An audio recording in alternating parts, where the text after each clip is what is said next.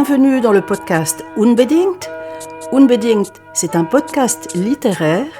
Mon invité et complice, Nicolas Oltramar, est professeur de lettres et de théâtre. Allez, c'est parti!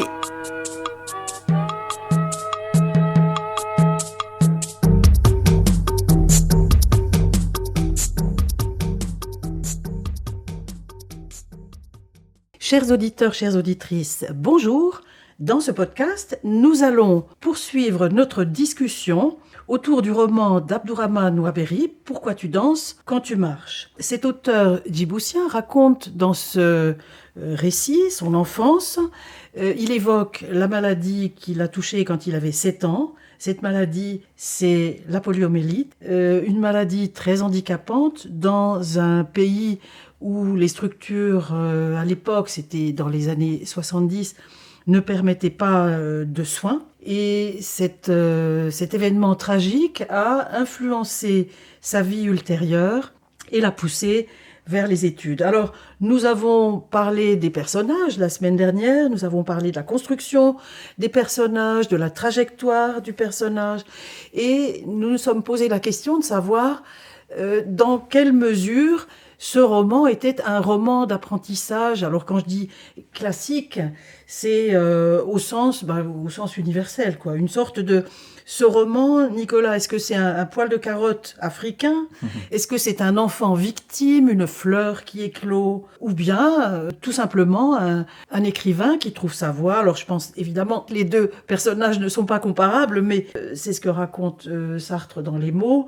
Le qui perd gagne, l'enfant abandonné, pas affectivement, et qui arrive à s'en sortir. Alors en quoi ce roman d'apprentissage pourrait-il trouver sa place dans nos anthologies? Alors, d'abord, je pense qu'il est classique, d'abord dans sa structure, on avait parlé de cette structure assez claire la dernière fois, qui l'amène à devenir écrivain, et on voit d'ailleurs que les conflits qui l'opposaient à sa famille se résolvent par l'écriture.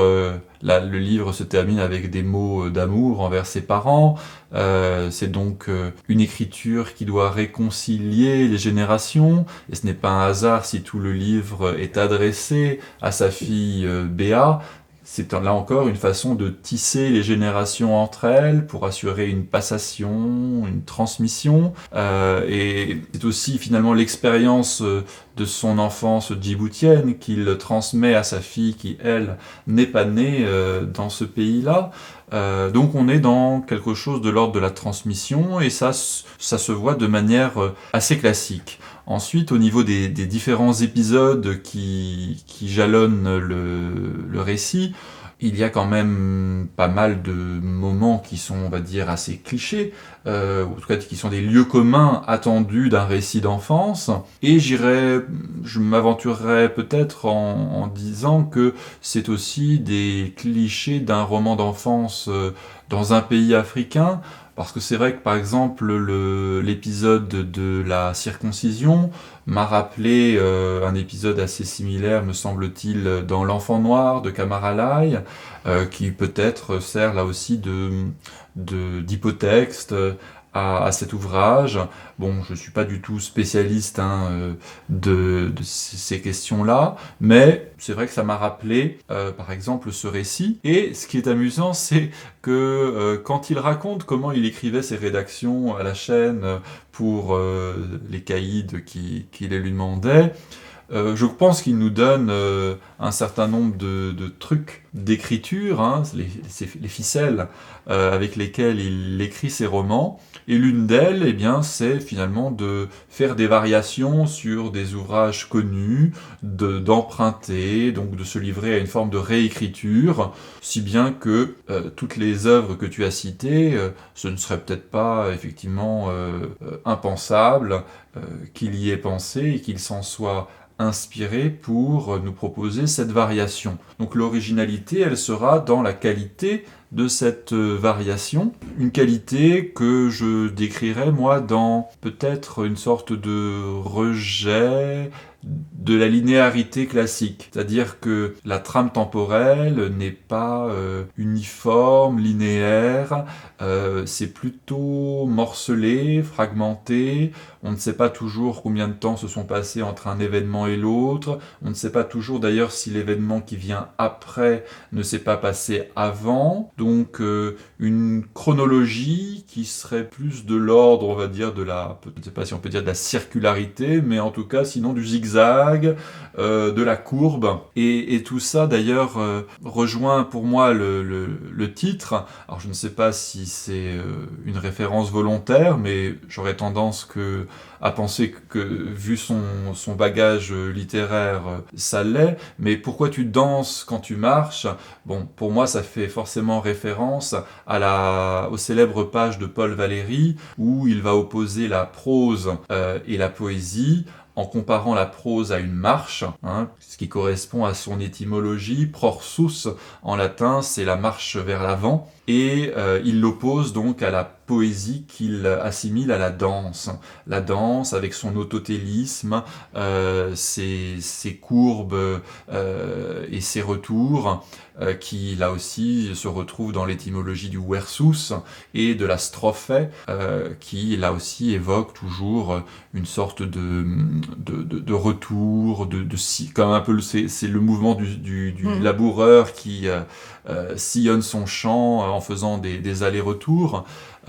Donc la poésie serait du côté de la danse, la prose du côté de la marche, et il est assez significatif que dans ce livre, écrire en prose, nous trouvions de nombreux moments où la prose cède le pas, c'est le cas de le dire, à la poésie. On a des vers qui s'invitent dans le récit et qui donnent, je pense, son originalité à la narration. Oui, et d'ailleurs, cette tentation de la poésie, on le retrouve dans Moisson de crâne, l'ouvrage qu'il a écrit au sujet du Rwanda.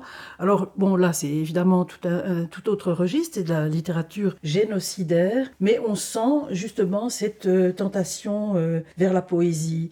Alors, s'il n'a pas trouvé sa place au sein de la société djiboutienne, Abdourahmane Ouaberi, quand il était enfant, s'il en était exclu, s'il a été un enfant harcelé, il a par contre trouvé sa place et trouvé sa vie dans la littérature. D'abord, il a eu des modèles, et moi je dirais même que ces modèles ne sont pas que les modèles français, franco-françaises, comme Madame Annick, la Française de France. Mais alors, il me semble que le personnage de Johnny, le caïd, le méchant, il pourrait être aussi inspiré d'un ouvrage d'Emmanuel Dongala, Johnny Chien Méchant, qui est un enfant soldat. Et d'ailleurs, je suis persuadée que les enfants, les bandes d'enfants qu'il évoque, ce seront plus tard les enfants soldats, ce seront sans aucun doute, dans les années 90 et dans les années 2000, les personnes qui viendront nourrir les rangs, sans aucun doute, des terroristes qui ravagent ces régions. Cette écriture, tu parlais de la tentation de la poésie. Moi, je trouve que c'est aussi une écriture de la sensualité. Nous ne sommes jamais allés à Djibouti, et pourtant, en lisant ce roman, je trouve qu'il y avait des évocations très parlantes, alors de la géologie du pays, de la sécheresse, de la rocaille, également évocation de la nature, évocation de la faune, des animaux. C'est très sensuel quand il évoque la proximité entre les enfants et les animaux. Alors les enfants de nomades qui dorment avec les animaux, qui se réchauffent la nuit auprès de ces animaux. Donc c'est une écriture qui fait revivre, en tout cas qui nous fait découvrir ces sensations qui nous sont inconnues. Alors à certains moments, dans sa prose, il est à ce point identifié, j'allais dire, qu'il retombe en enfance. C'est une prose qui est parfois, j'allais dire, enfantine. Oui, mais alors il faut rappeler que justement le destinataire qu'il choisit pour son livre, c'est justement une petite fille. Donc du coup, il nous invite à nous identifier avec cette petite fille qui a le mérite de poser sa question de manière fort poétique. Pourquoi tu danses quand tu marches ? Et donc, du coup, il s'adresse à une enfant ce qui est peut-être une façon de tout de suite de passer un contrat de lecture avec nous, c'est-à-dire qu'il va adopter effectivement un langage volontairement naïf, hein, comme on peut penser à ces dessins, à cette peinture naïve, qui retombe un peu en enfance, si tu veux, mais dans ce cas-là, c'est peut-être au sens où Baudelaire disait que le génie, c'était l'enfance retrouvée à volonté, ou quelque chose de ce goût-là. En tout cas, on est effectivement dans un récit qui est clair, et qui pour moi, je dirais plutôt, est du côté d'une oralité, d'une conversation à bâton rompu d'ailleurs, parce que parfois il change quand même de sujet sans crier gare et selon à sa convenance. Donc même si là je ne m'y connais pas trop, mais je dirais peut-être on fait référence ici à toute une littérature orale qui serait celle du Djibouti. Et sinon, je pourrais donner comme autre univers de référence le jazz, puisqu'il consacrera tout un livre à un jazzman, La Divine Chanson, où c'est un cat, un chat, qui nous racontera la vie d'un célèbre joueur de jazz. Et on sait que le principe même du jazz, c'est la variation. Donc c'est peut-être effectivement cette idée-là qui prédomine dans la composition de ce récit. Alors la question de la filiation, hein, elle est très présente. Et moi je pense, parce que j'ai sous les yeux ce roman, Dis-moi pour qui j'existe, qu'il a dédié à sa fille, ce roman complètement autobiographique. Et il y a cette filiation vraiment à deux niveaux, parce qu'il a une responsabilité, il se sent une responsabilité. On lui explique ensuite que médicalement, il n'a pas transmis une maladie génétique à sa fille. Et la question de la filiation, elle est présente aussi au niveau littéraire, puisque sa famille, ce sera la littérature de langue française. Alors on peut se poser la question de savoir, moi c'est réellement une question qui m'a travaillé. Djibouti, c'est un État confetti, d'accord, au carrefour du monde. Et je me suis demandé comment, quand on est djiboutien, qu'on parle la langue française, quel est l'univers de référence ? L'univers de référence, la France, c'est très loin.